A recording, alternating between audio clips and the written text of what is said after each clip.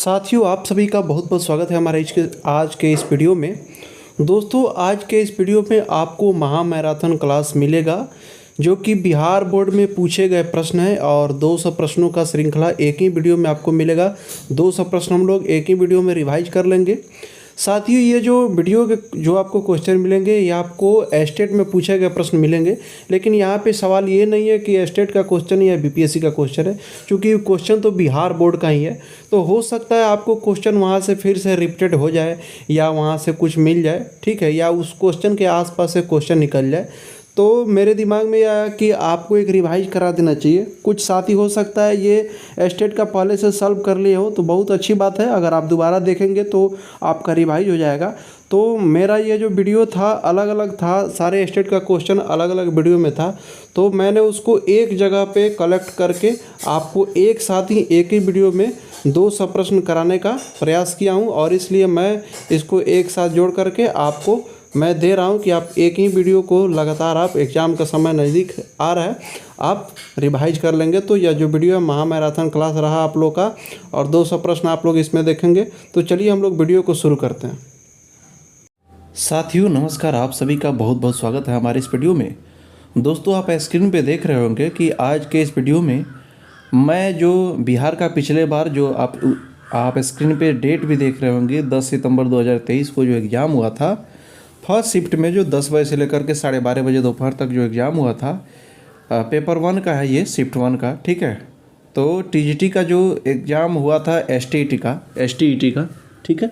तो स्टेट का जो एग्ज़ाम हुआ था बिहार संघीय शिक्षक भर्ती के लिए, उसका प्रश्न आपके समक्ष मैं लाया हूँ।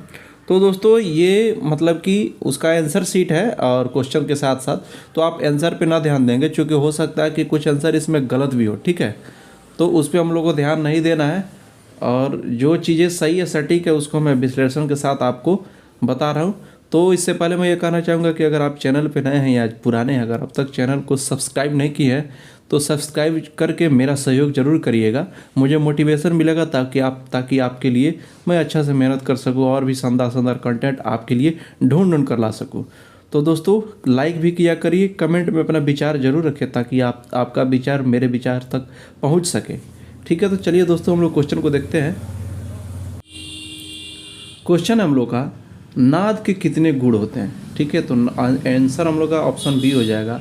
नाद के 3 गुण होते हैं। क्या होते हैं? तारता, तीव्रता और नाद का जाति अथवा गुण, ठीक है, जाति गुण, ठीक है। तारता, तीव्रता, जाति गुण ये क्या होते हैं पिछले वीडियो में मैं समझा चुका हूँ, इसलिए मैं दोस्तों बोलता हूँ कि किसी भी वीडियो को स्किप ना करिए। सारे वीडियो जो भी हमारे चैनल के माध्यम से आपको वीडियो मिल रहे हैं, इतना विश्वास रखिए कि वो आपके एग्ज़ाम के लिए बहुत ही इंपॉर्टेंट है। तो सारे वीडियो को आप ज़रूर देखा करिए। तो ये क्वेश्चन ज़्यादा है, थोड़ा सा हम लोग आज फास्ट करेंगे। बाकी ये सारे पॉइंट को मैं पिछले वीडियो में एनालिसिस कर चुका हूँ, तो मैं इस पर ज़्यादा समय देना नहीं चाहता हूँ, चूँकि बहुत सारे क्वेश्चन मैं सोच रहा हूँ कि कम समय है, अब ज़्यादा से ज़्यादा क्वेश्चन को किया जा सके फटाफट, ठीक है। तो संगीत में कितने वर्ण होते हैं? तो 4 वर्ण होते हैं। क्या क्या? अस्थाई, अंतरा, संचारी, अभोग, ठीक है, वहीं 4 वर्ण होते हैं। इसका आंसर सही है, ठीक है। अगला क्वेश्चन हम लोग देखते हैं। नाद के कितने प्रकार होते हैं? तो नाद के 2 प्रकार होते हैं, ठीक है। कौन कौन सा? एक आहत और अनाहत, ठीक है, अनाहत। थोड़ा सा लिखने में परेशानी हो रही है इसको, तो आप बस समझ जाएंगे। सप्तक के कितने प्रकार होते हैं? तो सप्तक के 3 प्रकार होते हैं, ठीक है, ये सही है आंसर। क्या क्या सप्तक? मंद्र, मध्य और तार सप्तक, यही 3 सप्तक होते हैं। देखिए अब यहाँ पे आंसर है हम लोग का क्वेश्चन नंबर 5 का, मध्यम ग्राम की कितनी मूर्छना है? मध्यम ग्राम के देखिए किसी भी ग्राम के साथ ही मूर्छना है, ठीक है, तब जाकर के तीनों ग्राम से 70 का 21 मूर्छना प्राप्त होता है। तो ऑप्शन हम लोग का ये ऑप्शन सी सही हो जाएगा, 7, ठीक है। आइए छठा क्वेश्चन हम लोग देखते हैं। निम्नलिखित में से वैदिक स्वर कौन सा है, ठीक है। तो दोस्तों हम लोग का क्वेश्चन है, छठा क्वेश्चन, निम्नलिखित में से वैदिक स्वर कौन सा है? दोस्तों मेरे ख्याल से ये आंसर तो मतलब कि ये 1 से अधिक होना चाहिए, क्योंकि उदात, अनुदात, स्वरित तीनों तो वैदिक स्वर ही होते हैं, लेकिन आंसर इसका इनमें से कोई नहीं है। ये मुझे पच नहीं रहा है। आप इसके विषय में क्या सोच रहे हैं, ठीक है, कमेंट करके जरूर बताइएगा। मेरे हिसाब से 1 से अधिक होना चाहिए। उदात, अनुदात, स्वरित तीनों स्वर तो वैदिक स्वर ही हैं, लेकिन आंसर इसका इनमें से कोई नहीं दिया है। आप इसके विषय में क्या सोचते हैं?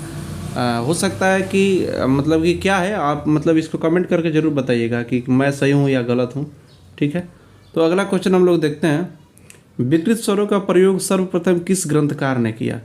ठीक है, देखिए विकृत स्वरों का प्रयोग सर्वप्रथम सारंगदेव ने किया है, ये बात सही है।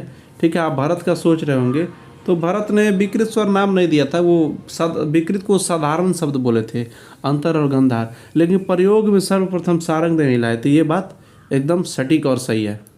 ठीक है, अगला क्वेश्चन हम लोग देखते हैं, उत्तर भारतीय संगीत में कितने थाट स्वीकृत किए गए हैं। ये भी सही है, 10 थाट स्वीकृत किए गए हैं, ऑप्शन ए हम लोग का सही है। ठीक है, आलाप्ती गान किस श्रेणी में आता है। आलाप्ती गान जो है ये किसी भी तरह का आलाप हो, ठीक है, वह अनिबद्ध ही होता है। ठीक है, निबद्ध गान वही होता है जो स्वर और ताल में दोनों में बंधा हो, लेकिन आलाप को आप स्वतंत्र रूप से ले सकते हैं, इसलिए ये ऑप्शन सी हम लोग का सही हो जाएगा, अनिबद्ध गान। अगला क्वेश्चन हम लोग का, रागांग पद्धति किसने स्थापित किया। तो रागांग पद्धति, ठीक है, विष्णु नारायण भातखंडे, नहीं, ये ऑप्शन में आपका ऑप्शन नंबर बी जो नारायण मोरेश्वर खरे हैं, उन्होंने रागांग माना 30। ठीक है, 30 रागांग माना था, तो ये नारायण मोरेश्वर खरे हो जाएंगे। वहीं विष्णु नारायण भातखंडे जी हैं, थाट राग वर्गीकरण का प्रतिपादन किए थे वो।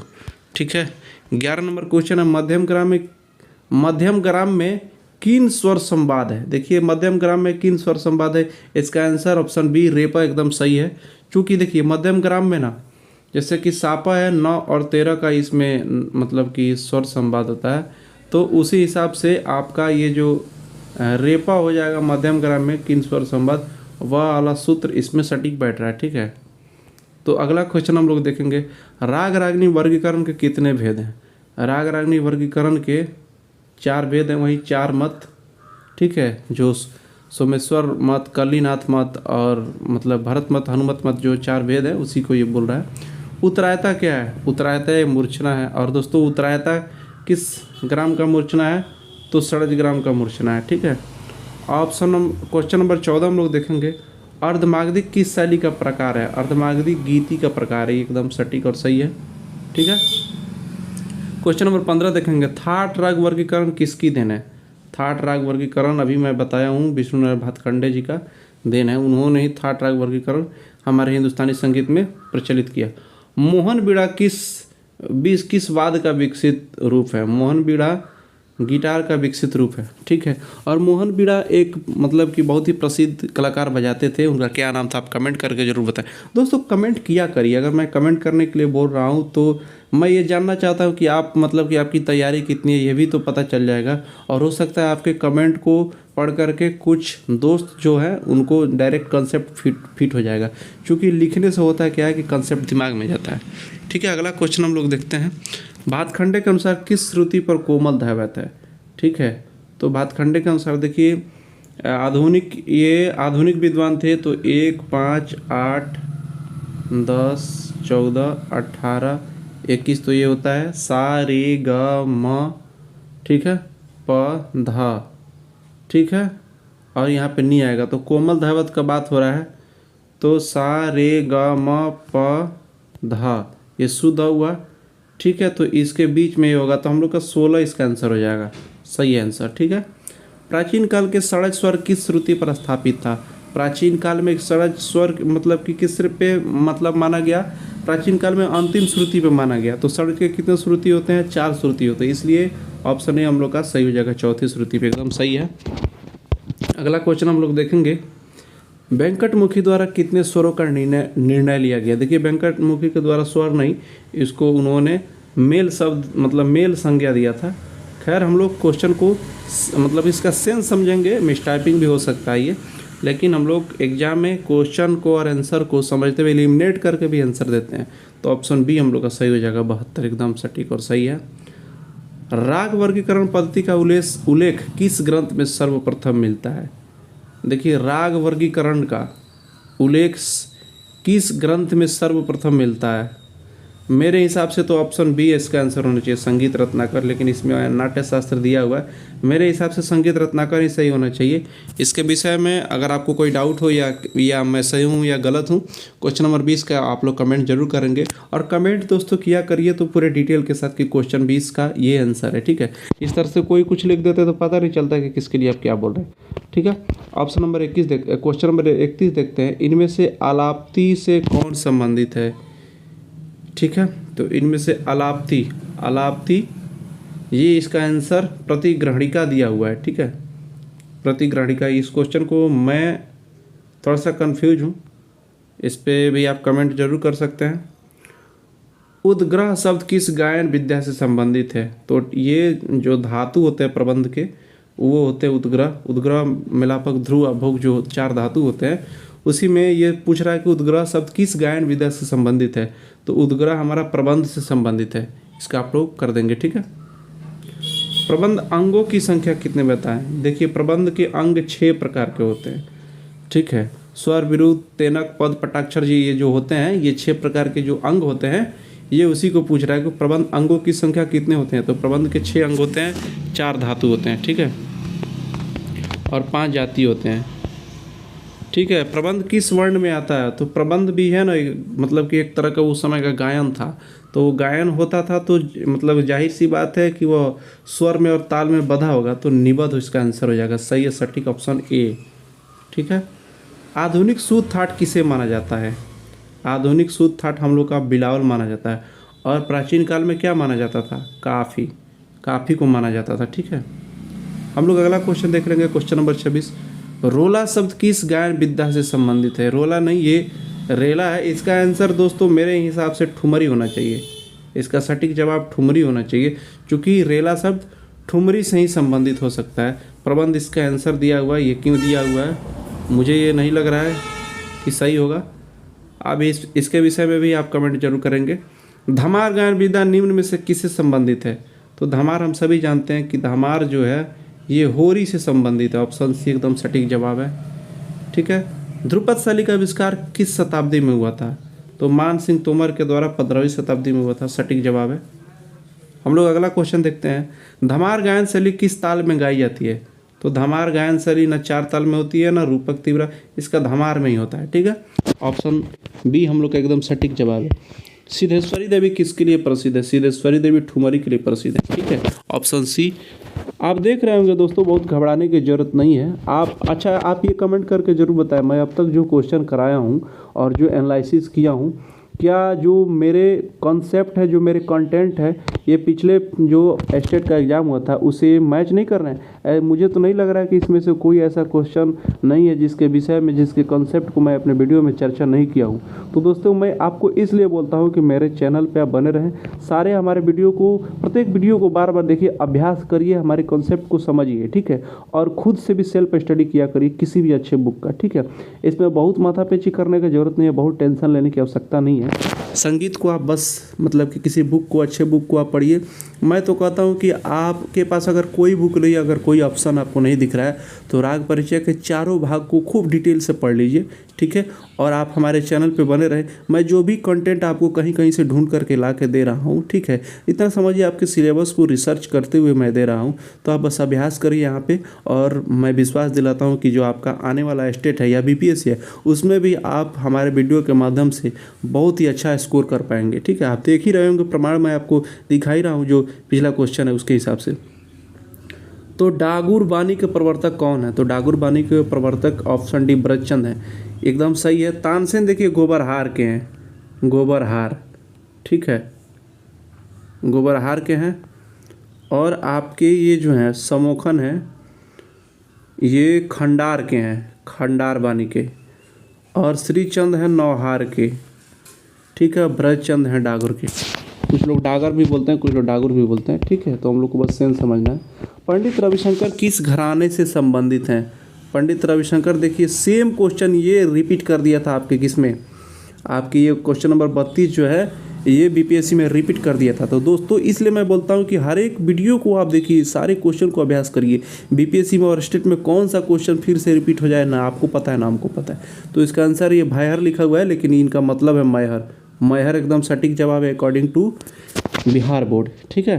कुछ लोग सेनिया मानते हैं, लेकिन नहीं दोस्तों, जब मतलब कि मैहर ही सबसे सटीक माना जाता है पंडित रविशंकर के लिए। टप्पा गायक मियाँ शौरी किस राजा के आश्रय में थे? ठीक है, तो गुलाम रसूल इसका एकदम सही जवाब है। गुलाम रसूल के समय टप्पा गायक थे जो मियाँ शौरी के नाम से प्रसिद्ध थे। और ये जो था मियाँ शौरी, इनको शौरी इनकी पत्नी का नाम था। तो इस शौरी के मियाँ, जैसे नहीं बोलता है कि मियाँ बेबी, ठीक है। तो ये अपने जो भी अपना रचना करते थे अपनी पत्नी के लिए समर्पित करते थे। तो गुलाम रसूल के समय थे। सामवेद के 3 स्वरों में से एक है, ये एकदम सही है। आपका उस्ताद लिखा हुआ है लेकिन इनका मतलब है उदात, ठीक है। थोड़ा सा मिसटाइपिंग हो जाता है क्योंकि हमको लगता है गूगल बाबा का प्रयोग ये लोग करते हैं। तो ऑप्शन ही हम लोग का सही हो जाएगा, उस्ताद।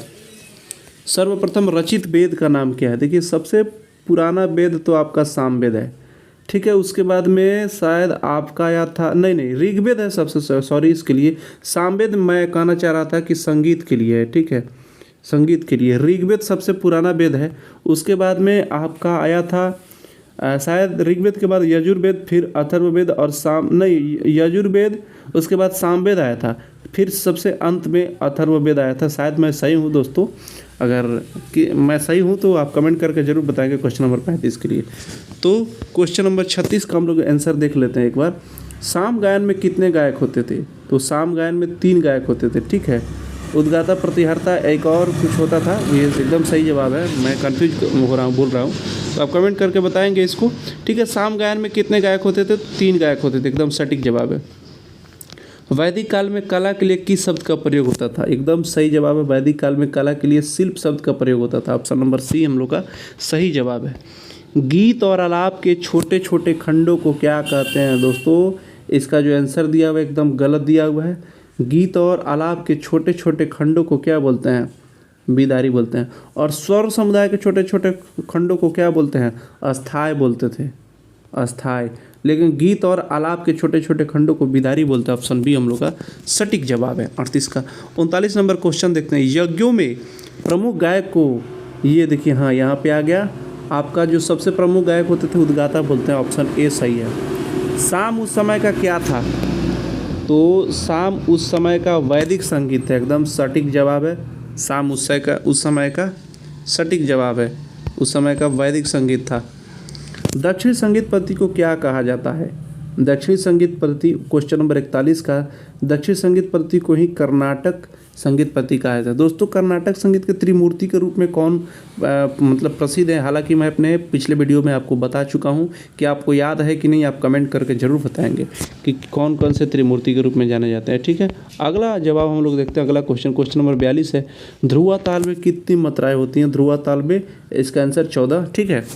अगला क्वेश्चन हम लोग देखते हैं 43। कर्नाटक संगीत में कृति के कितने अंग होते हैं? कृति के 3 अंग होते हैं, ठीक है। इसको भी मैं बता चुका हूँ आपको, कृति के विषय में पिछले वीडियो में हाल ही में बता चुका हूँ। इसलिए मैं दोस्तों आपको बार बार बोलता हूँ कि सारे वीडियो को आप अभ्यास करिए, बार बार देखिए। मैं आपको तो यकीन हो ही गया होगा क्वेश्चन देख करके कि मैं जो भी अभ्यास करा रहा हूँ आपको अपने चैनल के माध्यम से, वह आपके सिलेबस को ध्यान में रख कर ही कराया जा रहा है। तो कृति के 3 अंग अनुपल्लवी, पल्लवी, चरणम, ठीक है।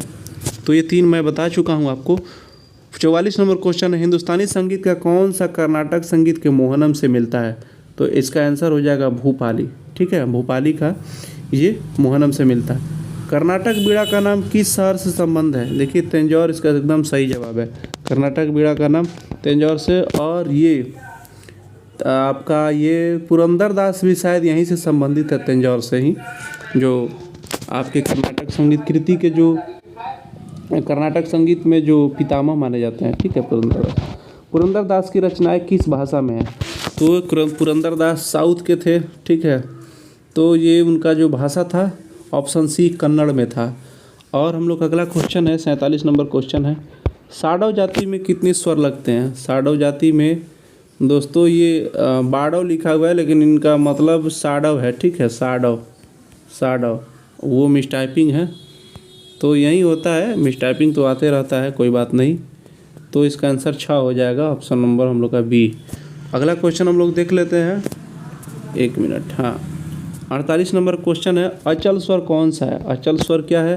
तो अचल स्वर हम लोग का प है। सा और प 2 स्वर होता है ना अचल, तो सा तो दिया नहीं है, प ऑप्शन में है, तो हम लोग का ऑप्शन बी सही हो जाएगा, ठीक है।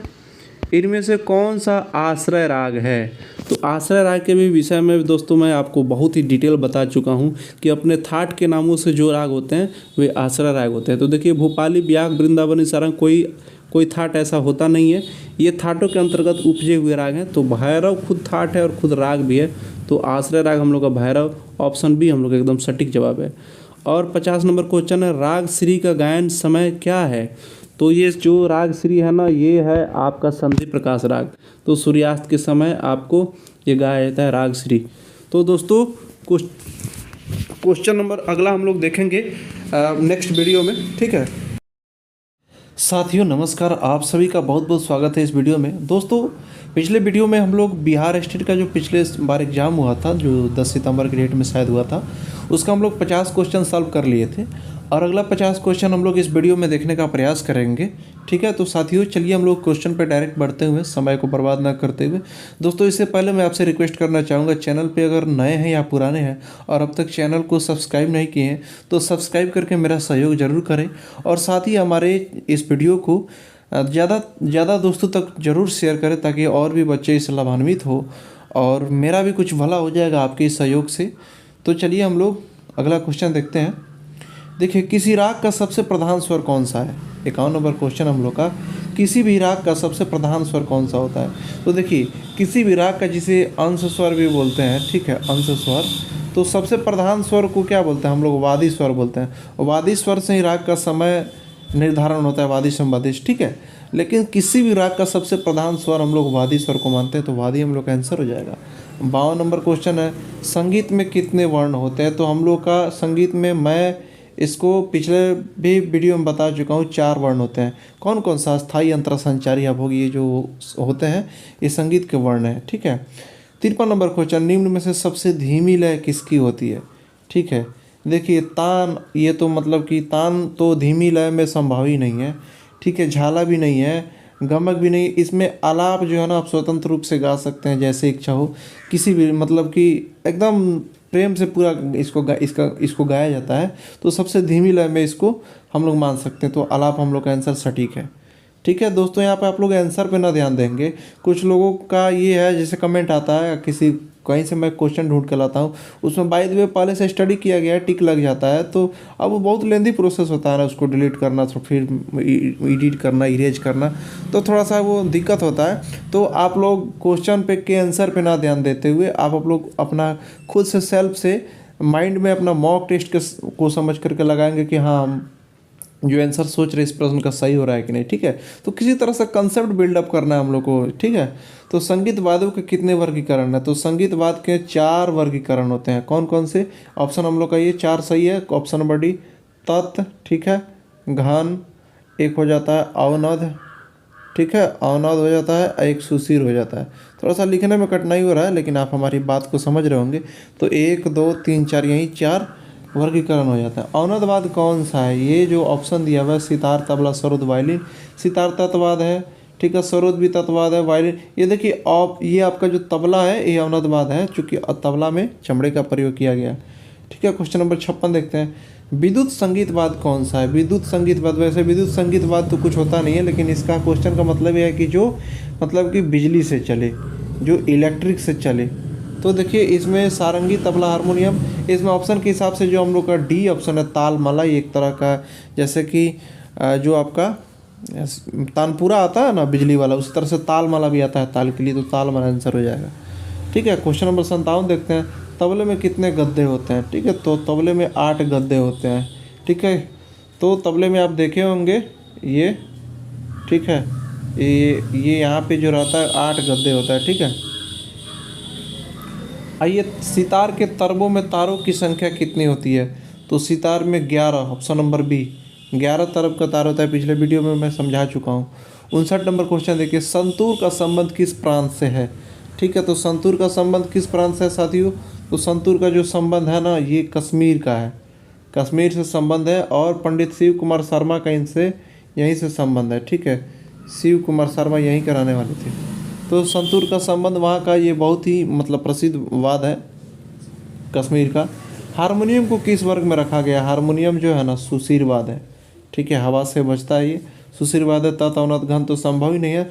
तो ये कितना देख रहा है, कितना इजी क्वेश्चन है। अच्छा साथियों, आप एक चीज़ देख रहे होंगे कि हमारे चैनल के माध्यम से जितना भी आपको वीडियो दिखाया गया होगा, जितना भी कंसेप्ट आपको मैं समझाया हूँ क्वेश्चन के माध्यम से या किसी भी तरह से, आप देख रहे होंगे कि उसी के इर्द गिर्द ही आपका ये क्वेश्चन है। तो मैं आपको हमेशा बोलता हूँ कि आपको टेंशन लेने की ज़रूरत नहीं है। आप किसी अच्छे बुक को पढ़ते रहें और हमारे चैनल के प्रत्येक वीडियो को आप अभ्यास के तौर पर देखते रहें। आपके सिलेबस को ध्यान में रखते हुए ही सारी वीडियो को और सारे कंसेप्ट को मैं समझाता हूँ, और जो आप प्रीवियस ईयर क्वेश्चन देख करके आप समझ भी गए होंगे। ठीक है, क्वेश्चन नंबर हम लोग का 61 है, मेलोडी की अवधारणा मूल रूप से संबंधित है।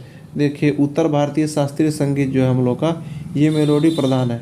ठीक है, कर्नाटक लोक संगीत नहीं, पश्चात में तो हारमोनी होता है। ठीक है, तो हम लोग का मेलोडी की अवधारणा जो है उत्तर भारतीय संगीत से है। क्वेश्चन नंबर 22 है, इक्वली टेम्पर्ड स्केल का उदाहरण क्या है? इसका आंसर गलत दिया है साथियों। इक्वली टेम्पर्ड स्केल हम लोग का इसमें जो हारमोनियम है ये आंसर होगा। ठीक है, ये आंसर होना चाहिए। इक्वली टेम्पर्ड स्केल का उदाहरण हारमोनी होता है। ठीक है, पश्चिमी देशों की मुख्य स्वरलिपि कौन सी है? पश्चिमी देशों की मुख्य स्वरलिपि वैसे चारों वहीं का है, लेकिन उसमें से सबसे जो फेमस है ऑप्शन सी, स्टाफ हम लोग का आंसर सही हो जाएगा। ठीक है, पश्चात संगीत में सप्तक को क्या कहते हैं? देखिए, पश्चात संगीत में एक सप्तक में 8 स्वरों का प्रयोग होता है। ठीक है, तो ऑक्टेव उसको बोलते हैं। पश्चात संगीत में तीव्र स्वर को क्या बोलते हैं? तीव्र को वहाँ पे कोमल स्वर को पश्चात में तो हम लोग ये बोलते हैं फ्लैट बोलते हैं, लेकिन इसका आंसर हम लोग का ऑप्शन सी हो जाएगा। ठीक है, ऑप्शन सी हम लोग का आंसर हो जाएगा, शार्प बोलते हैं। और हम लोग 66 नंबर क्वेश्चन देखते हैं, मॉडरेट। नहीं, जैसे कि हम लोग एक सिंपल सब समझते हैं कि मॉडरेट क्वेश्चन था, यानी कि ना ज़्यादा इजी था ना कठिन था, यानी कि ये मॉडरेट का मतलब मध्य हो जाता है। ठीक है, अगला क्वेश्चन हम लोग देखते हैं 67 नंबर, रिदम कितने प्रकार के होते हैं? दोस्तों, रिदम का मतलब हम लोग सिंपल लय से समझ सकते हैं। ठीक है, रिदम कितने प्रकार के होते हैं? लय से। तो लय 3 प्रकार के होते हैं, मध्य, विलंबित और द्रुत। ठीक है, उससे हम लोग रिलेट करके समझ सकते हैं। गंधर्व महाविद्यालय की स्थापना विष्णु दिगंबर पुरस्कार ने किस सन में की? तो 1901 में किया था गंधर्व महाविद्यालय की स्थापना। ठीक है, और दूसरी शाखा 1908 में मुंबई में किया था। पिछले वीडियो में मैं बता चुका हूं दोस्तों, आप देख रहे होंगे कि हमारे जो कॉन्सेप्ट है पिछले वीडियो के, उसी के इर्द गिर्द ही पिछले स्टेट में क्वेश्चन आए थे, और आगे भी वैसा ही आएंगे, बीपीएससी में भी वही है। तो दोस्तों, आपको मैं विश्वास दिला रहा हूं कि आपको मैं सिलेबस को ध्यान में रखते हुए ही सारे क्वेश्चन को और सारे कॉन्सेप्ट को अपने वीडियो में देता हूं, ताकि हमारे जो साथी हमसे जुड़े हुए हैं वो लाभान्वित हो सके। और हमारे वीडियो को देख करके सफल अगर आप हो जाते हैं तो उससे बड़ी खुशी मेरे लिए कुछ नहीं होगा। तो साथियों, मैं आपके लिए बस ऐसा ही दिल से मेहनत कर रहा हूँ, आपके लिए शानदार शानदार कंटेंट ला रहा हूँ। आपसे बस यही रिक्वेस्ट है कि हमारे चैनल को आप भी प्रमोट करिए, आगे बढ़ाइए, अपना प्यार और अपना सहयोग जरूर करिए। ठीक है, तो उस्ताद अलाउद्दीन खां जो है किनके प्रमुख शिष्य हैं? तो उस्ताद अलाउद्दीन खां, अच्छा, क्वेश्चन का मतलब है उस्ताद अलाउद्दीन खां के प्रमुख शिष्य कौन है, मतलब निम्नलिखित में से?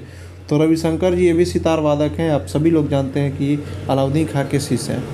ठीक है, 70 नंबर क्वेश्चन है, पंडित भातखंडे ने राग वर्गीकरण हेतु कितने थाटों का प्रयोग है? सब लोग जानते हैं कि पंडित भातखंडे का 10 थाट होता है। ठीक है, अगला क्वेश्चन हम लोग देखते हैं 71 नंबर, रामचतुर मलिक किस घराने के थे? रामचतुर मलिक ये मुख्यतः तो दरभंगा है, और दरभंगा घराने के अंदर ही ये अमता घराना इसको माना जाता है। ऑप्शन डी हम लोग का आंसर हो जाएगा, अमता घराना दरभंगा घराने को ही कहा जाता था।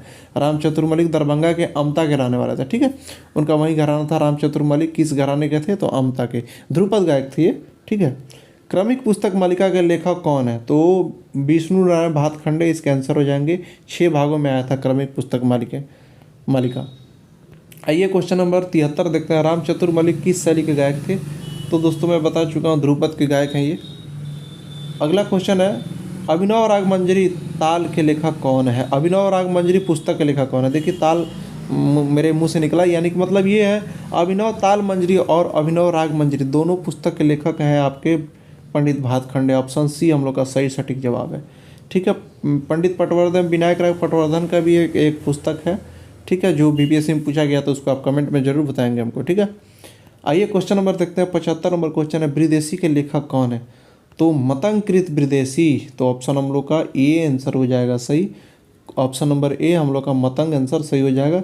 सारंगदेव का संगीत रत्नाकर, दतिल का दतिलम, नारद का नारदीय शिक्षा। ठीक है, अगला क्वेश्चन हम लोग देखते हैं, वैसे नारद ने संगीत मकरंद भी लिखा था। भारत के विकृत स्वर हैं, देखिए, तीव्रतर नी, कैसिक नी, अंतर्गंधार।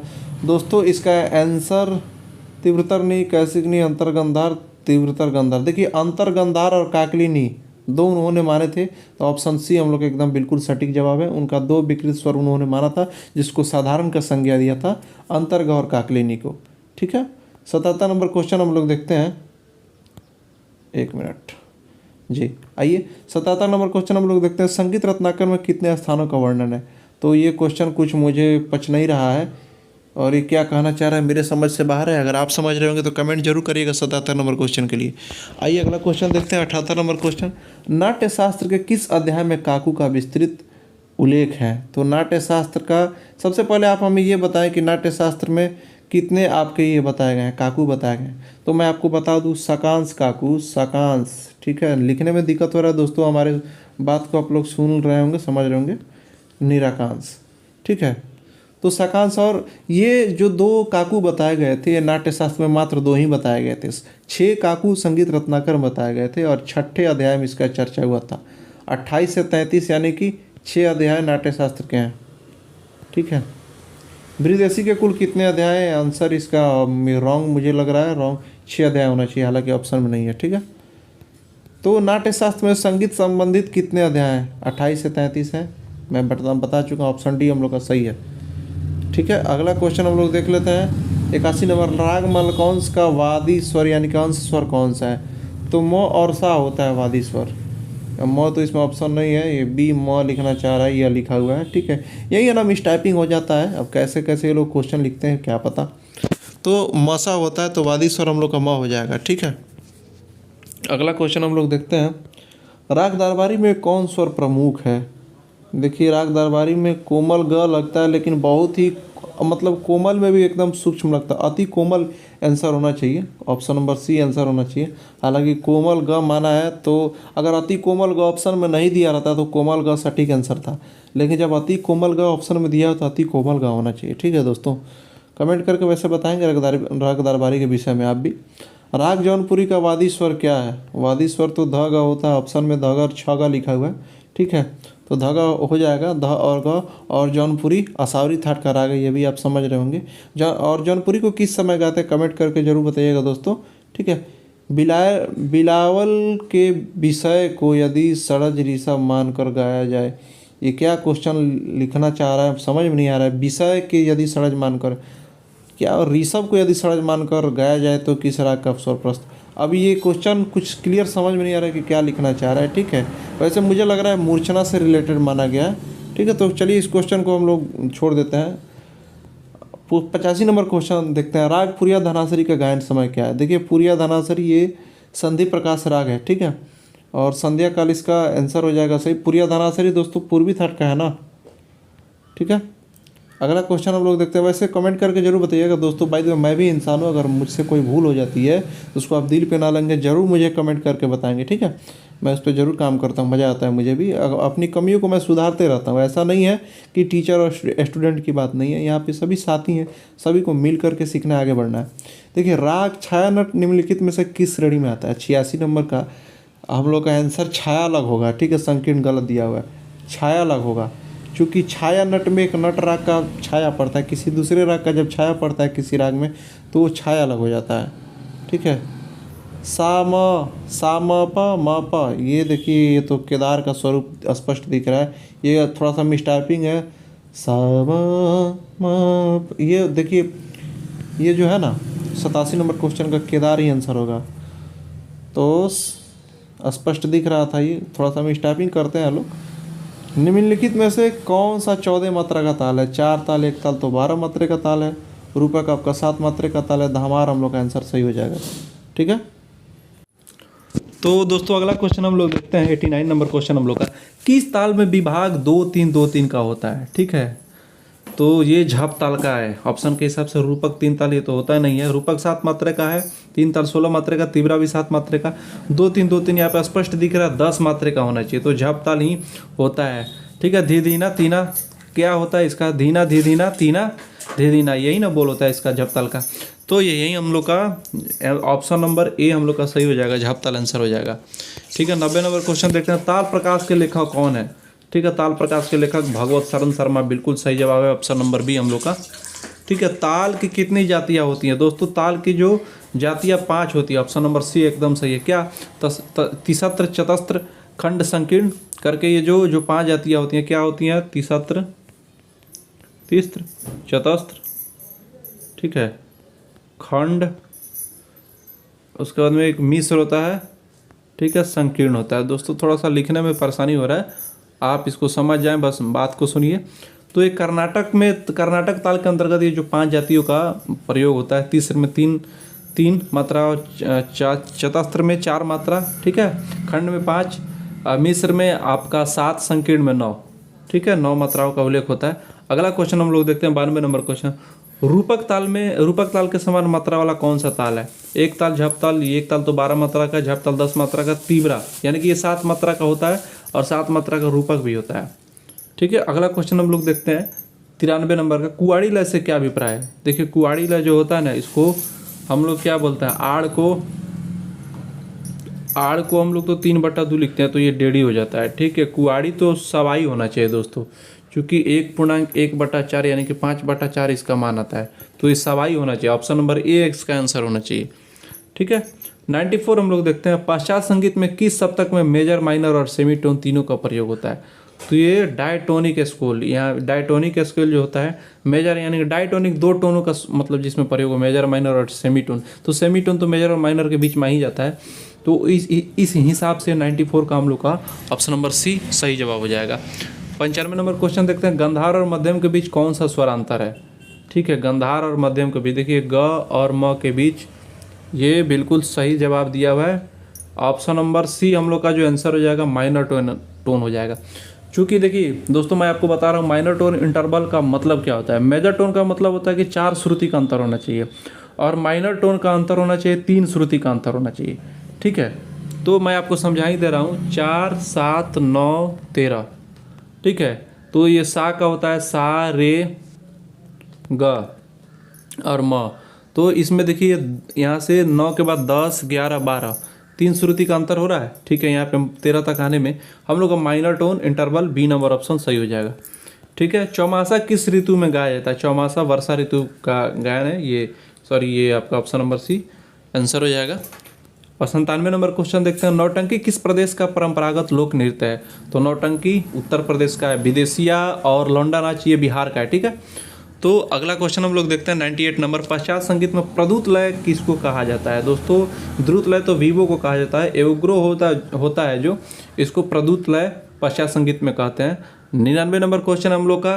पश्चात संगीत में श्रुति को क्या कहते हैं? पश्चात संगीत में श्रुति को माइक्रोटोन कहते हैं, ठीक है। ऑप्शन नंबर सी हम लोग का सही जवाब हो जाएगा, बिल्कुल सही जवाब है माइक्रोटोन। और देखिए लास्ट क्वेश्चन हम लोग का 100 क्वेश्चन। कजरी कब गाई जाती है? कजरी जो है ना वो वर्षा ऋतु का गायन है। तो दोस्तों पिछले जो स्टेट में एग्जाम हुआ था टीजीटी का पेपर 1 का, उसका हम लोग 100 क्वेश्चन सॉल्व कर लिए। और देखिए दोस्तों टीजीटी और पीजीटी के क्वेश्चन में कुछ खास अंतर नहीं है। बिहार का जो सिलेबस मैंने देखा हुआ है दोनों का टॉपिक सेम है, ठीक है। और क्वेश्चन भी मैंने देखा हुआ था, बीपीएससी का भी और स्टेट का भी, दोनों के क्वेश्चन में कुछ बहुत फर्क नहीं है, दोनों समान ही है। तो मैं जो भी वीडियो दे रहा हूँ आप ये समझिए टीजीटी और पीजीटी को ध्यान में रखते हुए मैं दे रहा हूँ। तो आप एकदम विश्वास के साथ हमारे सारे वीडियो को बार बार देखिए, अभ्यास करते रहिए, आप खुद से भी सेल्फ स्टडी करते रहिए। इतना विश्वास रखिए एग्जाम के पहले आपके सारे सिलेबस को और सभी आने वाले प्रश्नों को, जो भी प्रश्न आते रहते हैं या आने वाले हैं, उसको सारे को टच कर दिया जाएगा। और इसके लिए मैं आपसे बस यही चाहूँगा कि हमारे चैनल पे आप ज़्यादा से ज़्यादा अपना प्यार दिखाएं, इसको सपोर्ट करें, आगे बढ़ाएं, ठीक है। तो मिलते हैं दोस्तों नेक्स्ट वीडियो में और भी शानदार कंटेंट के साथ। नमस्कार, आप सभी का बहुत बहुत स्वागत है हमारे इस वीडियो में।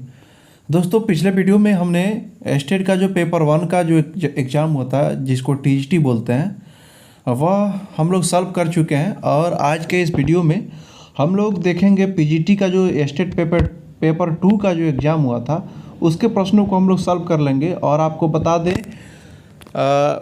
रूटीन भी आप लोग का मतलब आउट हो चुका है, एग्ज़ाम भी आप लोग का डेट आ गया है। जो स्टेट का एग्ज़ाम होने वाला है 18 तारीख से शुरू हो रहा है, और जहाँ तक मुझे पता चला है कि शायद 27-28 तारीख में आपका म्यूजिक का एग्ज़ाम है। और खैर क्या है मैं इस पर भी कंफर्म नहीं हूँ, कल तक पता चल जाएगा कंफर्म, लेकिन जहाँ तक मुझे पता चला है कि सबसे एंड में म्यूजिक का होगा, ठीक है। तो अभी हम लोग के पास पर्याप्त समय है, इसमें बहुत सारा रिवाइज हो जाएगा। जैसा कि मैं बताया हूँ कि आपके एग्ज़ाम के सिलेबस को ध्यान में रखते हुए सारे कंटेंट को मैं दे रहा हूँ। जो भी क्वेश्चन का अभ्यास हो या कॉन्सेप्ट हो वह आपके स्टेट को टारगेट करते हुए, फिर उसके बाद में बीपीएससी जस्ट बाद होने वाला है उसको ध्यान में रखते हुए मैं आपको कंटेंट दे रहा हूँ।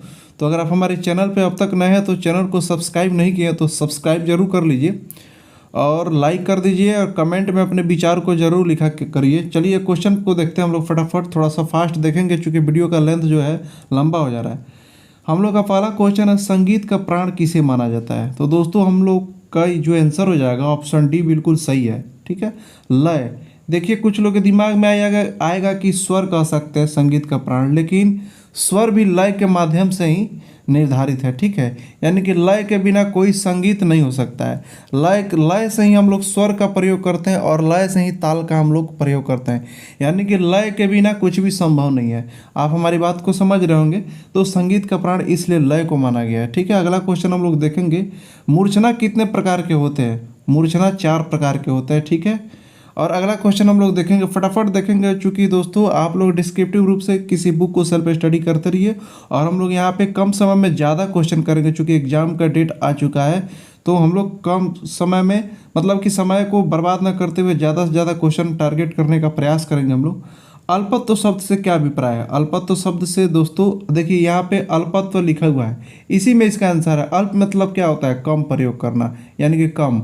ठीक है, तो इसका आंसर हो जाएगा हम लोग का ये अल्प प्रयोग। ठीक है, अगला क्वेश्चन हम लोग देखेंगे दोस्तों, ये अधिक प्रयोग मेरे ख्याल से ये नहीं होना चाहिए। ठीक है, तो अल्प प्रयोग ही होना चाहिए। अधिक प्रयोग बोर्ड ने, इसलिए मैं बोलता हूँ कि दोस्तों बोर्ड पे जैसे कि क्वेश्चन में तो एक मिसटाइपिंग होता है और आंसर को आप लोग देखते हुए ना करें कि ये आंसर सही ही हो सकता है। हम लोग को कुछ अपने दिमाग से भी समझना चाहिए। और दोस्तों हो सकता है मेरे से भी अगर किसी तरह का डाउट होता है या मतलब कि कोई आंसर या क्वेश्चन में मिस होता है, अगर आपको कुछ किसी तरह का डाउट लगे तो आप कमेंट में ज़रूर बताइएगा, क्योंकि मैं भी इंसान हूँ। ऐसा नहीं है कि मुझसे गलती नहीं हो सकती है, लेकिन कमेंट में आप लोग ज़रूर बताइएगा ताकि एग्ज़ाम के पहले उसको हम लोग फिर से देख सकें। ठीक है, और किसी भी वीडियो को आप स्किप ना करिए, हर एक वीडियो को देखिए, क्योंकि हर एक वीडियो में कुछ ना कुछ विशेष कंटेंट रह रहा है जो आपके एग्ज़ाम को कवर कर रहा है। ठीक है, तो अगला क्वेश्चन हम लोग देखते हैं।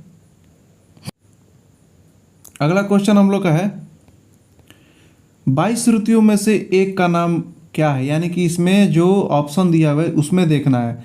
ठीक है, जो 22 श्रुति होते हैं उसमें तिवरा कुमुदी मंद्रा छंदवती करके जो 22 श्रुति होते हैं उस उनमें से इनमें से एक का नाम क्या है? तो देखिए प्रथमा पंचमा मध्यमा ये तो श्रुति का नाम है नहीं, कुमुदती हम लोग का आंसर हो जाएगा ऑप्शन नंबर ही। ठीक है, अगला क्वेश्चन हम लोग देखते हैं, गीति को मुख्य कितने भागों में बांटा गया है? ठीक है, गीति को मुख्य कितने भागों में बांटा गया है? गीति को 5 भागों में बांटा गया है। ठीक है, 5 गीति हैं, आप जैसा कि आप सभी को पता है। और दोस्तों एक विद्वान ने 7 गीति भी माना है। ठीक है, वो मतंग ने माना है। और गीति को कितने भागों में बांटा गया है? 5 भागों में। ठीक है, अगला क्वेश्चन हम लोग देख लेते हैं, 72 मेलकर्ता सिद्धांत किसने प्रतिपादित किया? तो 72 मेलकर्ता वेंकटमुखी ने प्रतिपादित किया। ठीक है, 7वीं श्रुति पर कौन सा स्वर है? 7वीं श्रुति पर हम लोग का, जैसे कि ये षडज गंधार के हिसाब से पूछ रहा है, क्योंकि अगर इसमें मेंशन नहीं किया तो षडज को ही मानेंगे। 4 7 9 13, यानी कि ये पे सा होता है, यहाँ पे 7वीं पे ऋषभ होता है, तो हम लोग का ऋषभ आंसर हो जाएगा ऑप्शन सी हम लोग का। ठीक है, अगला क्वेश्चन हम लोग देख लेते हैं। क्वेश्चन नंबर 8 है, नारायण मोरेश्वर खरे द्वारा कितने रागों का उल्लेख है? तो नारायण मोरेश्वर खरे 30 रागांगों का उल्लेख किया है। फटाफट हम लोग देखते हैं, वीडियो का लेंथ लंबा हो जा रहा है, थोड़ा बहुत मैं समझाते जा रहा हूँ। राग की परिभाषा सर्वप्रथम किस ग्रंथ में आई? राग की परिभाषा सर्वप्रथम मतंग के वृदेशी में आई। ठीक है, आइए, षडज पंचम भाव कितने श्रुतियांतर होता है? षडज पंचम भाव में 13 श्रुतियांतर होता है। ठीक है, इसको कैसे निकालते हैं मैं पिछले वीडियो में बता चुका, इसलिए मैं बोलता हूँ दोस्तों कि किसी भी वीडियो को आप स्किप ना करिए। हर एक वीडियो में कुछ ना कुछ विशेष जरूर रहता है जो आपके एग्जाम को, सिलेबस को टच करता है और आपके कॉन्सेप्ट को बिल्डअप करता है। आइए 11 नंबर क्वेश्चन देखते हैं, मेलापक शब्द किससे संबंधित है? देखिए उद्ग्रह मेलापक ध्रुव अभोग जो ये होता है प्रबंध का धातु होता है, तो ये प्रबंध से संबंधित है। ठीक है, और गीत एवं आलाप के छोटे खंड को क्या कहते हैं? दोस्तों इसका आंसर यहाँ पे आंसर में गलत दिया हुआ है, गीत एवं आलाप के छोटे खंड को विदारी कहते हैं। ठीक है, तो हम लोग अगला क्वेश्चन देखते हैं, निबद्ध गान की कितनी संज्ञाएं हैं? ठीक है, निबद्ध गान की कितनी संज्ञाएं हैं? तो निबद्ध गान की 4 संज्ञाएं हैं। ठीक है, अगला क्वेश्चन हम लोग देख लेते हैं, निबद्ध गान की 4 संज्ञाएं हैं। ठीक है, कौन सा अनिबद्ध गान है? देखिए कोई भी आलाप हो, किसी भी तरह का आलाप हो, वो अनिबद्ध होता है, क्योंकि आलाप में ताल में बांधना मतलब कि नहीं जाता है, वो स्वतंत्र रूप से गाते हैं, तो रागालाप इसका आंसर हो जाएगा हम लोग का। अगला क्वेश्चन हम लोग देखते हैं 15 नंबर। ख्याल गायकों के प्रचारक कौन थे? ठीक है, ख्याल गायक के प्रचारक सादा रंग और आधा रंग दोनों थे, तो ए और बी हम लोग का आंसर हो जाएगा। ठीक है, फयाज खां किस घराने के थे? दोस्तों सादा रंग आधा रंग किनके दरबारी गायक थे? तो मोहम्मद शाह रंगीले के। ठीक है, फयाज खां किस घराने के संगीतज्ञ थे? देखिए इसमें तो ऑप्शन में ही नहीं है। फयाज खां आगरा घराने के रत्न है। ठीक है, आगरा आंसर हो जाएगा हम लोग का, इनमें ऑप्शन ही नहीं है। इसलिए दोस्तों आप लोग आंसर पे ना जाए कि आंसर यहाँ पे आपको स्क्रीन पे दिख रहा है तो आंसर सही होगा। हम लोग अपने दिमाग से भी चलेंगे कि क्या सही और क्या गलत है। ठीक है, बाकी आप लोग देखते जाइए, मैं अपनी तरफ से पूरा बेस्ट देने का प्रयास कर रहा हूँ। बाय द वे किसी तरह का मिस होता भी है तो आप कमेंट करके ज़रूर बताएंगे। ठीक है, कृष्णराव शंकर पंडित किस घराने से संबंधित है? तो कृष्णराव शंकर पंडित बिल्कुल ये ग्वालियर घराने से संबंधित है, इसका आंसर हम लोग का ग्वालियर हो जाएगा। ठीक है, अगला क्वेश्चन हम लोग देख लेते हैं। संगीत किसे कहते हैं? दोस्तों गायन और वादन के तीनों के मिश्रण को संगीत कहता है। बिल्कुल एकदम सटीक आंसर है। शब्द और स्वर दोनों की उत्पत्ति किससे मानी गई है? ठीक है, शब्द और स्वर की उत्पत्ति देखिए ओम, ओम में ब्रह्मांड है, ये जो ओम है ना यहीं से सब स्वर और मतलब कि शब्द की उत्पत्ति मानी गई है संगीत के सिद्धांत से, मतलब कि जो हमारे ग्रंथ बताते हैं उसके हिसाब से। तो ओम से शब्द के और नाद मतलब कि शब्द और स्वर दोनों की उत्पत्ति होती है। और आज भी रियाज वगैरह के लिए सबसे पहले जो गुरु जी लोग बताते हैं ओम की साधना ही बताते हैं, जिससे हमारे एक तरह से प्राणायाम जैसा है ये स्वर का और गले की तैयारी के लिए। ठीक है, तो आइए अगला क्वेश्चन देखते हैं। शाम में मुख्य गायक को क्या कहा जाता था? यानी कि शाम गायन के समय जो गायक होते थे उनमें से मुख्य गायक को क्या कहा जाता था? देखिए ये तो मतलब कि मुख्य गायक उद्गाता थे, फिर सेकंड प्रतिहर्ता और प्रस्तुता ये थे, मतलब कि आपके मतलब 3 उसमें गायक होते थे, लेकिन सबसे मुख्य गायक को हम लोग का उद्गाता कहा जाता था। ऑप्शन बी हम लोग का आंसर सही हो जाएगा। ठीक है, उत्तरी एवं दक्षिण संगीत दोनों पद्धतियों का प्रमाणिक ग्रंथ कौन सा है? उत्तरी एवं दक्षिण का, अब मैं पिछले वीडियो में बता चुका हूँ कि संगीत रत्नाकर एक ऐसा ग्रंथ है जो उत्तरी संगीत और दक्षिणी संगीत दोनों में इनकी मान्यताएं हैं। ठीक है, कर्नाटक संगीत में गावली हिंदुस्तानी, गावली नहीं है दोस्तों जावली लिखा हुआ है, मिस टाइपिंग है बोर्ड का ये। ठीक है, इसको जावली समझेंगे। जावली हिंदुस्तानी संगीत के किस विधा से संबंधित है? ये ठुमरी से। ऑप्शन सी हम लोग का सही आंसर हो जाएगा। ठीक है, कर्नाटक संगीत में रागों के स्वर डैश डैश युक्त होते हैं। कर्नाटक संगीत का जो राग के स्वर होते हैं उसमें देखिए कर्नाटक संगीत में गमक वाला गायकी बहुत ज़्यादा होता है। ठीक है, तो गमक आंसर हम लोग का हो जाएगा। ऑप्शन के हिसाब से हम लोग का गमक आंसर हो जाएगा। दोस्तों थोड़ा सा मैं फास्ट चल रहा हूँ चूँकि वीडियो का लेंथ लंबा हो जा रहा है और क्वेश्चन बहुत ज़्यादा, समय हम लोग के पास कम है। अभी हमें बहुत ज़्यादा क्वेश्चन कराना है। अभी आपके एग्जाम के पहले मेरा टारगेट है 2-2.5 हज़ार क्वेश्चन प्रीवियस ईयर मैं करा दूँ, ताकि आपको हर तरह से तैयार किया जा सके। ठीक है, केवल मेरा स्टेट ही टारगेट नहीं है, मेरा टारगेट आपका बीपीएससी भी है। ठीक है, और आने वाले तमाम एग्जाम आपको इसी तैयारी से हो सकता है, जैसे ईएमआरएस हो, डीएसएसबी, किसी भी तरह का संगीत का टीजीटी पीजीटी एग्जाम आप आराम से दे सकते हैं। ठीक है, 24 नंबर क्वेश्चन देखते हैं। निम्नलिखित में से कौन सा राग दक्षिणी पद्धति का है? ठीक है, तो ये मालकौंस, रामकली, भूपाली ये सब हमारे यहाँ उत्तरी संगीत में, किरवाड़ी जो है ये दक्षिण संगीत का राग है। ऑप्शन नंबर क्वेश्चन नंबर 25 देखते हैं। गाने की क्रिया को क्या कहते हैं? देखिए गाने की क्रिया को वर्ण कहते हैं। वर्ण का परिभाषा ही होता है गाने की क्रिया को वर्ण कहते हैं, तो हम लोग का वर्ण आंसर हो जाएगा। देखिए इसमें भी आलाप दिया हुआ है, आंसर गलत आंसर दिया हुआ है। क्वेश्चन नंबर 26 हम लोग देखते हैं। राग भूपाली का वादी स्वर कौन सा है? ठीक है, तो राग भूपाली का वादी स्वर हम लोग का, देखिए राग भूपाली का वादी स्वर ध होता है, यहाँ पे घ लिखा हुआ है तो हम लोग इसको ध मानेंगे। ठीक है, अगला क्वेश्चन हम लोग का 27 नंबर। संगीत में कितने शुद्ध स्वर होते हैं? संगीत में शुद्ध स्वर 7 शुद्ध स्वर होते हैं, पूरी दुनिया जानती है। ठीक है, अगला क्वेश्चन हम लोग देखते हैं। Question number 28। शहनाई क्या है? यानी कि पूछ रहा है शहनाई कैसा वाद है? तत्, अवनत, सुशीर तो घन तो है नहीं, हम लोग का ऑप्शन डी सही हो जाएगा, क्योंकि ये हवा से बजता है, सुशीर वाद है, फूंकते हैं इसको। ठीक है, तो वीणा का प्रकार है, तो वीणा इसमें से ऑप्शन के हिसाब से देखिए दोस्तों क्वेश्चन और ऑप्शन को देख करके एलिमिनेट करके आंसर निकालते हैं। ये क्वेश्चन पूछ क्या रहा है? वीणा का प्रकार है। ठीक है, यानी कि पूछ रहा है कि इनमें से कौन सा वीणा का प्रकार है, तो नकुली वीणा का आप लोग नाम सुने होंगे, नकुली वीणा हम लोग का आंसर हो जाएगा। सरोद किससे बजाया जाता है? दोस्तों सरोद जो है जावा से बजाया जाता है। ऑप्शन सी हम लोग का सही है, सरोद जावा से बजाया जाता है। हारमोनी का अर्थ क्या है? हारमोनी का अर्थ है संवाद स्वरों का वादन। ठीक है, जो कि वेस्टर्न म्यूजिक में इसका प्रयोग ज़्यादा होता है, और हम लोग उत्तरी संगीत में भी जो कॉर्ड लेते हैं ये वेस्टर्न का और हारमोनी का ही एग्जाम्पल है। ठीक है, अगला क्वेश्चन हम लोग देखते हैं फटाफट। 32 नंबर क्वेश्चन है, जब कोई स्वर एक सेमीटोन नीचे हो तो उसे क्या कहेंगे? जब एक सेमीटोन नीचे आता है ना तो उसको फ्लैट कहते हैं, और जब एक सेमीटोन ऊपर जाता है उसको शार्प बोलते हैं। लेकिन क्वेश्चन के हिसाब से हम लोग का आंसर फ्लैट हो जाएगा। हम लोग का ऑप्शन नंबर ए बिल्कुल सही जवाब है। 33 नंबर क्वेश्चन है, स्त्रियों की गायन सीमा कौन सी है? स्त्रियों की जो गायन सीमा है दोस्तों, ये पाश्चात्य संगीत का क्वेश्चन है, तो अल्टो जो है ना ये स्त्रियों का गायन सीमा है। ठीक है, बोर्ड ने भी सही माना। ठीक है, देखिए उस्ताद अलाउद्दीन खान ने मैहर वाद वृंद के लिए कितनी रचनाएं की? मैहर वाद वृंद के लिए 240 रचनाएं की। ठीक है, अगला क्वेश्चन हम लोग देखते हैं 35 नंबर क्वेश्चन है, पंडित भातखंडे को किस उपनाम से जाना जाता है? चतुर पंडित इन्हीं को कहा जाता है, और विष्णु शर्मा इनको बोला जाता है। ठीक है, एक और इनका उपनाम है दोस्तों पंडित भातखंडे का, जिसको आप कमेंट करके मुझे ज़रूर बताएंगे। ठीक है, और पिछले वीडियो में उसको बता भी चुका हूँ। पंडित ओंकार नाथ ठाकुर का जन्म कब और कहाँ हुआ था? ठीक है, पंडित ओंकार नाथ ठाकुर का जन्म, देखिए इसमें ऑप्शन में आपका ये गलत जवाब दिया है, 24 जून को तो हुआ था दोस्तों, 24 जून को तो हुआ था, लेकिन इसमें देखिए ऑप्शन ही दे देता है, बोर्ड भी कंफ्यूज कर देता है ऐसा ऐसा। देखिए ये सब गलत है। ठीक है, इसका आंसर हो जाएगा 24 जून। ठीक है, 1897 हो जाएगा इसका आंसर, 1897 हो जाएगा। ठीक है, अगला क्वेश्चन हम लोग देखते हैं 37 नंबर क्वेश्चन है, 10 राग वर्गीकरण का उल्लेख मिलता है, तो 10 राग वर्गीकरण का उल्लेख संगीत रत्नाकर इसका आंसर हो जाएगा। बहुत सारा आंसर गलत है, इसलिए आप लोग आंसर पे विश्वास ना करिएगा।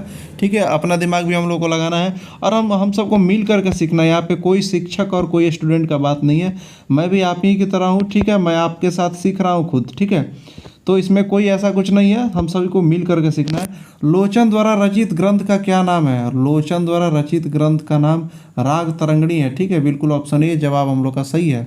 दोस्तों चैनल को अब तक सब्सक्राइब नहीं किए तो सब्सक्राइब जरूर कर लीजिएगा। दोस्तों हमारे चैनल को, मेरे इस मेहनत के लिए मैं आपसे यही मोटिवेशन चाहता हूं कि हमारे चैनल को आप प्रमोट करिए। ठीक है, संगीत रत्नाकर ग्रंथ किस शताब्दी में लिखा गया? संगीत रत्नाकर ग्रंथ देखिए सभी लोग जानते हैं 13वीं शताब्दी का ग्रंथ है, ऑप्शन सी सही जवाब है, लेकिन बोर्ड गलत माना है।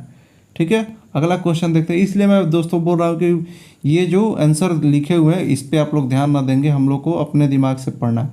किस संगीत रत्नाकर ग्रंथ में समूह गायन तथा वादन के लिए प्रयुक्त संज्ञा है? हाँ, ये तो बिल्कुल सही जवाब है, वृंद इसका जवाब सही है।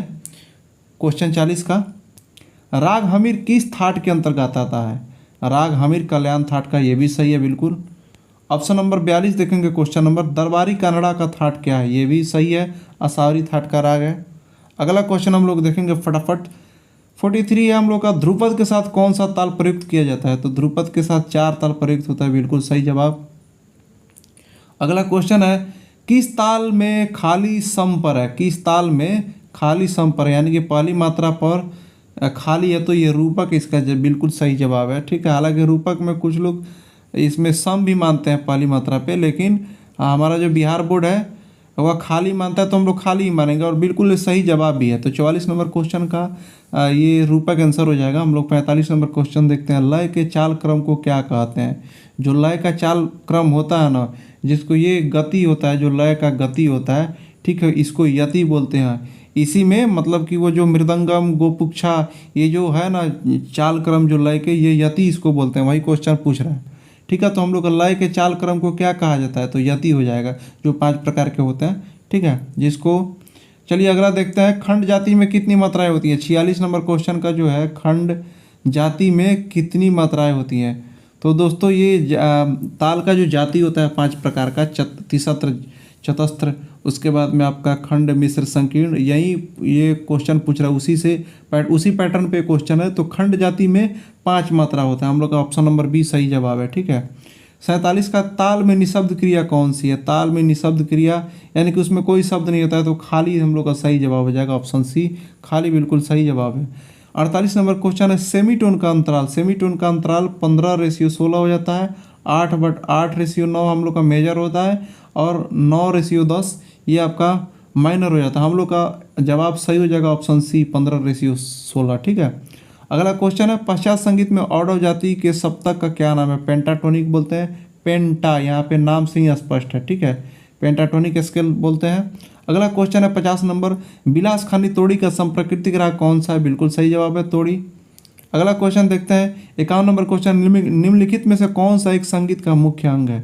तो गायन, वादन, नृत्य ये सभी संगीत के मुख्य अंग है, ठीक है। तो ऑप्शन नंबर डी हम लोग का सही जवाब है, सही जवाब होगा। संगीत रत्नाकर के रचयिता कौन थे? संगीत रत्नाकर के रचयिता पंडित सारंगदेव थे, सभी लोग जानते हैं, 13वीं शताब्दी में सप्ताध्यायी भी इसको बोलते हैं, ठीक है। पश्चिमी देशों में संगीत के अंतर्गत कौन सी विद्याएं आती है? तो पश्चिमी देशों में संगीत के अंतर्गत नृत्य नहीं आता है, ठीक है। हम लोग का जवाब हो जाएगा गायन तथा वादन, ऑप्शन नंबर डी हम लोग का सही जवाब होगा।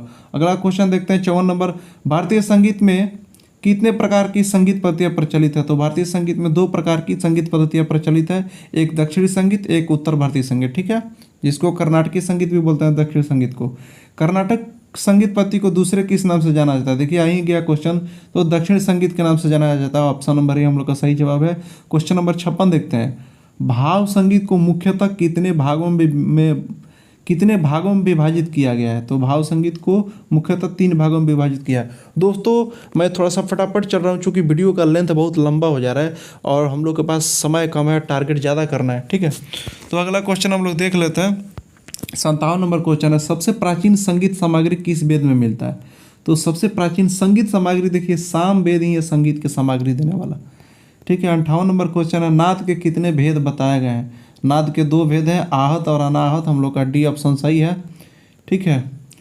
ये जो 59 नंबर है, स नदस्तो वाहतो लोके द्वारस्तस्त अस्मातु दुत्पत्ति निरूप्यते, आहत नाद के अर्थ में स्पष्टीकरण के लिए यह श्लोक किस ग्रंथ में वर्णित है? हालांकि इस श्लोक को मैं पहली बार देख रहा हूँ, ठीक है। ये क्वेश्चन में जब मैं देखा था तो इसका आंसर संगीत दर्पण हो जाएगा, ठीक है।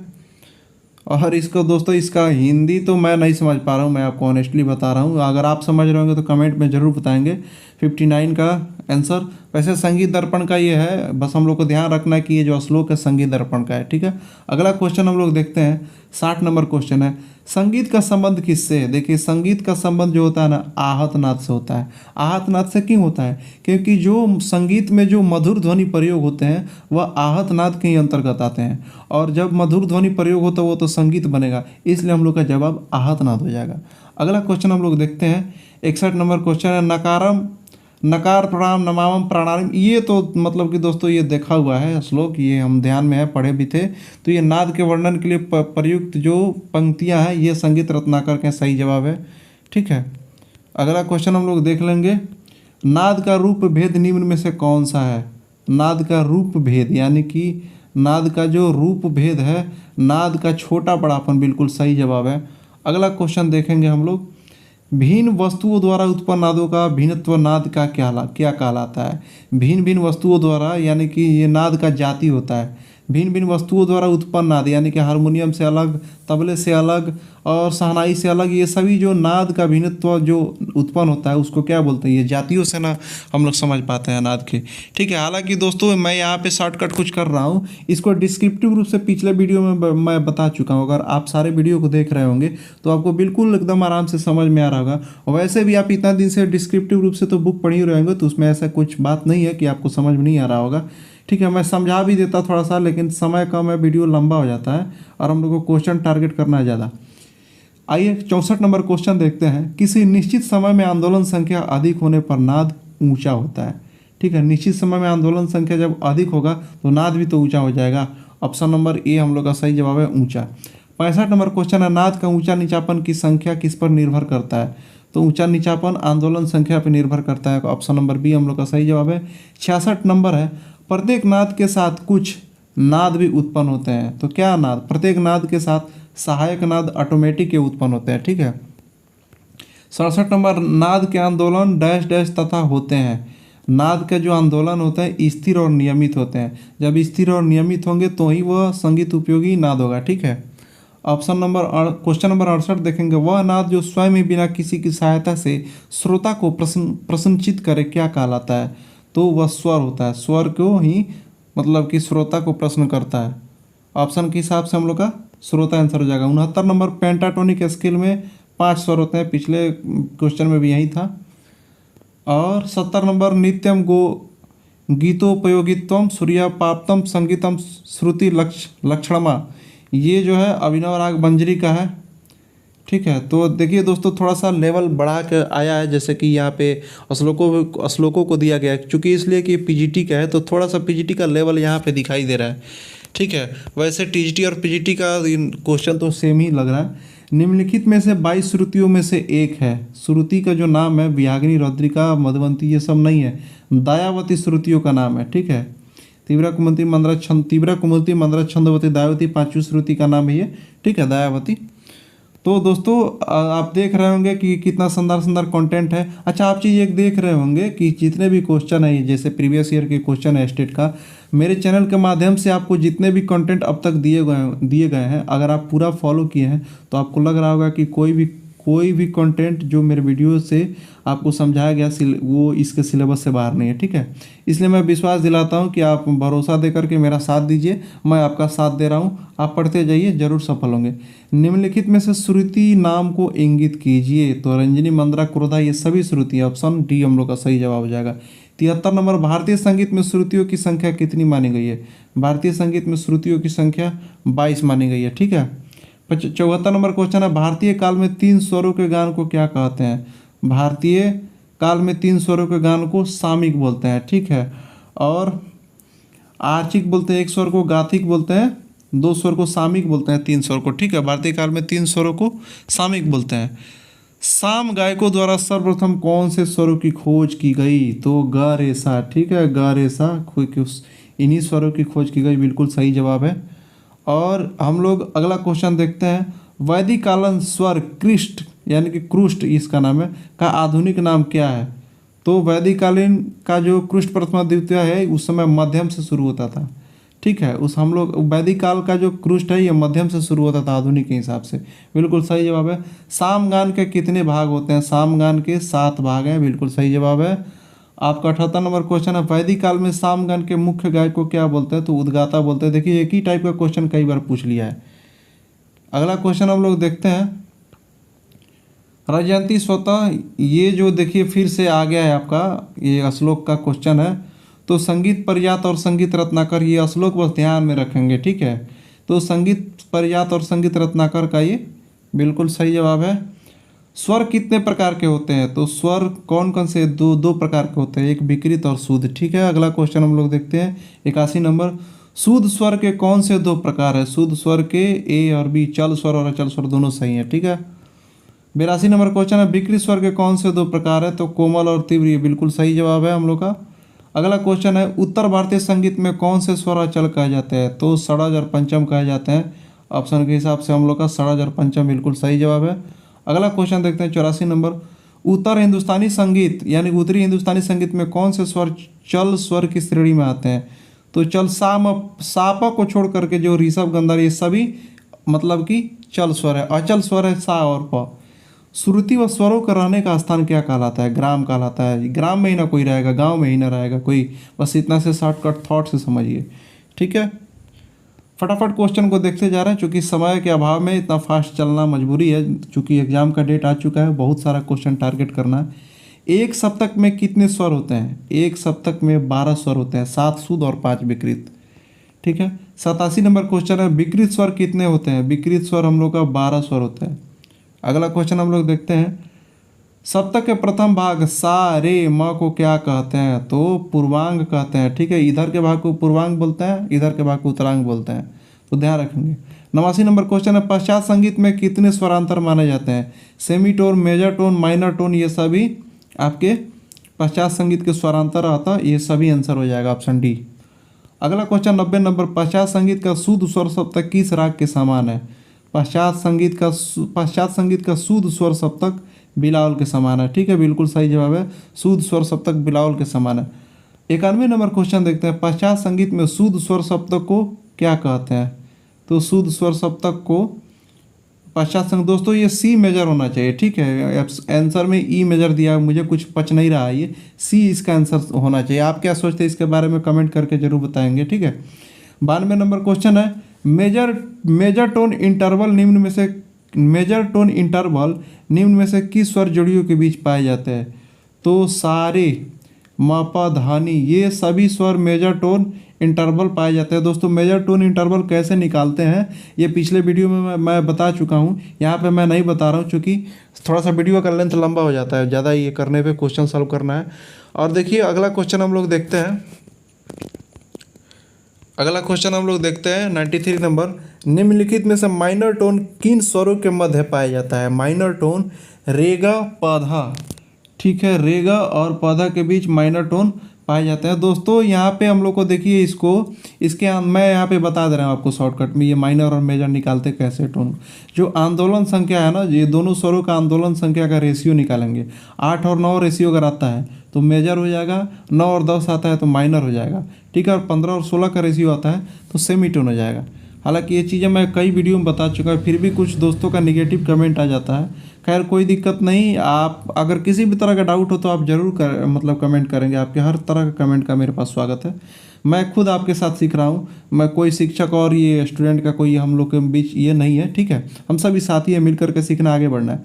चलिए अगला क्वेश्चन देखते हैं। निम्नलिखित में से माइनर टोन किन स्वरों के मध्य पाया जाता है? तो माइनर टोन आपका गामा, निशा, मतलब कि ऑप्शन के हिसाब से हम लोग का ए और बी दोनों सही जवाब है। 95 नंबर है। पाइथागोरस ने कितने संवाद माने? पाइथागोरस ने 3 संवाद माने, ठीक है। अगला क्वेश्चन हम लोग देखते हैं। पाइथागोरस ने निम्न में से कौन सा संवाद माना? ऑक्टेव इंटरवल, फिफ्थ इंटरवल और फोर्थ इंटरवल, यही तीनों संवाद उन्होंने माना, ठीक है। यहाँ पे ऑक्टेव इंटरवल, फिफ्थ इंटरवल और फोर्थ इंटरवल, तो ये सभी आंसर सही जवाब है, ठीक है। पश्चात संगीत, पश्चात स्वर सप्तक में धावत स्वर की आंदोलन संख्या 400 है, बिल्कुल सही जवाब है, और हमारे यहाँ भातखंडे का हिसाब से 405 है, ठीक है। 98 नंबर क्वेश्चन है। पश्चात स्वर सप्तक में कोमल ऋषभ की आंदोलन संख्या क्या है? कोमल ऋषभ की आंदोलन संख्या, देखिए कोमल ऋषभ यानी कि आपका 240, 270 तो हम लोग का ये सूद का है, लेकिन हम लोग का क्वेश्चन के हिसाब से 256 बिल्कुल सही जवाब है, क्योंकि कोमल ऋषभ का बात कर रहा है, ठीक है। 99 नंबर क्वेश्चन है। पाइथागोरस ने स्केल की रचना के लिए कौन से सिद्धांतों का पालन किया? तो पाइथागोरस स्केल का, पाइथागोरस सिद्धांत का, ठीक है। और हम लोग का लास्ट क्वेश्चन है। 2 टोन वाला स्केल किसे कहा जाता है? तो इसमें डायटोनिक लिखा ही है, डायटोनिक का मतलब 2 टोन, तो ऑप्शन हम लोग का सी सही जवाब हो जाएगा। दोस्तों आज के इस वीडियो में पीजीटी का सारा क्वेश्चन हम लोग संगीत का देख लिए, ठीक है। ये पेपर 2 का था, जो मतलब कि +2 के शिक्षक के लिए जो स्टेट का एग्ज़ाम हुआ था पिछले साल, जो अब तक हुआ। हालांकि नया वाला जो क्वेश्चन अब आएगा ना, अब एग्ज़ाम होगा। तो दोस्तों क्वेश्चन आप लोगों को कैसा लगा? अगर किसी तरह का आपको डाउट है, क्वेश्चन से रिलेटेड कोई मतभेद है, तो मुझे ज़रूर कमेंट करेंगे। और चैनल पे नए हैं या पुराने, अगर चैनल को अब तक सब्सक्राइब नहीं किए तो दोस्तों हमारे चैनल को बहुत सारा आप अपना सपोर्ट दीजिए, इसके लिए आपसे निवेदन है, ताकि मेरा भी मोटिवेशन बरकरार रहे और आपके लिए ऐसे ही शानदार कंटेंट मैं लाता रहूँगा।